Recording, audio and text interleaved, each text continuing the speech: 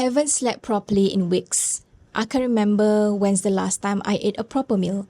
I feel completely overwhelmed. I'm exhausted, but I can't rest.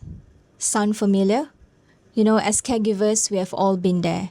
But what if I told you there are ways to be an amazing caregiver without sacrificing your own well-being? Today, let's dive deep into the practical, realistic self-care for caregivers. No fluffy advice, no impossible suggestions, just real solutions that work in the messy reality of caregiving life. First things first, let me walk you through the warning signs, because trust me, catching this early can save you from hitting the wall of complete exhaustion. Warning signs are divided into two: physical and emotional. Let's start with the physical signs first. You might recognize some of these physical signs. One of the biggest red flags is having this feeling of tiredness where any type of caffeine just doesn't cut it anymore. When you keep falling sick and having constant tension headaches, this is literally your body telling you to slow down. And finally, the elephant in the room: sleep. You either don't get enough of it or you are lying awake at 3 a.m. with your mind racing. Now, let's go into the emotional signs. Here's what I noticed in myself, and maybe you will relate it as well. Finding yourself snapping at the smallest things, that constant worry about everything, even though there are things that you used to handle easily. That guilty feeling every time you try to take 5 minutes for yourself. So these warning signs are not just random symptoms, they are your body and mind's way of telling you it's time to take action. And that's exactly what we are going to do next with these practical steps. Now, I know what you are thinking. Rini, I barely have time to breathe, let alone take care of myself. And that's exactly why I've broken this down into manageable, realistic steps that you can actually fit into your busy schedule. Let me share some movement tricks I've discovered that actually fit into our busy caregiving schedules. While I do go down to the gym now, that's not where I started. I started doing shoulder rolls while working on my laptop.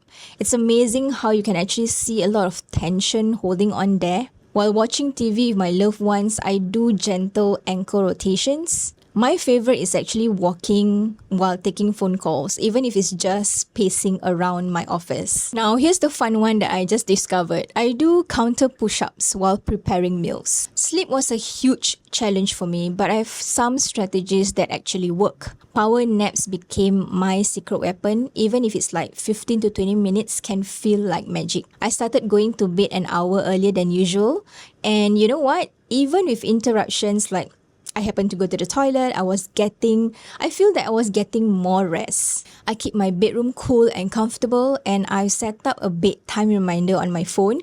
It's like having a gentle friend reminding me to start winding down. And on those nights when sleep just won't come or I just can't fall asleep, I don't fight it anymore. I just go on and play some soft music and let myself relax until I naturally fall asleep. Step 2, emotional self-care. For those emotional resets we all need, I found box breathing to be a lifesaver. You know, like those 4 counts in, hold, and out. So it's like hold, that one.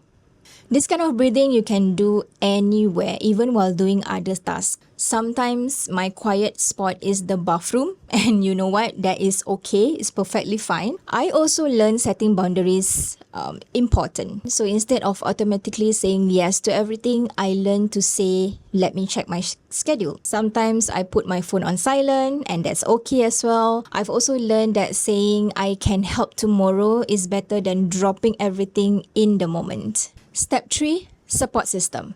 Building your support network doesn't have to be overwhelming. Start with your family members first, or those people who have offered help before. You know, the ones that says, let me know if you need anything. I also found amazing support through the Agency of Integrated Care and also connecting with other caregivers in the support group called Caregiver Connect in Facebook. Step 4, joy boosters. Let me share some of my favorite mood lifters that actually work in real life. I created this playlist of 90s hit that never fails to make me smile or, make me move and groove a little bit. I have my favorite essential oil. Let me show you. Just a quick sniff can really shift my mood. And my absolute favorite is I created a cozy corner in my home office with a hot pink lazy sofa. Shout out to my brother and my sister-in-law, where I keep 3 books currently reading, and it's on my shelf. So it has become a little space where I can unwind at the end of the day. So remember, taking care of yourself is not selfish, it is essential. You can't pour from an empty cup, and your loved ones need you to be well. So if these tips resonated with you, hit that subscribe button for more practical caregivers advice that I share in my YouTube channel. Share this video with another caregiver who might need to hear today. Until the next video, I remember your well-being matters too.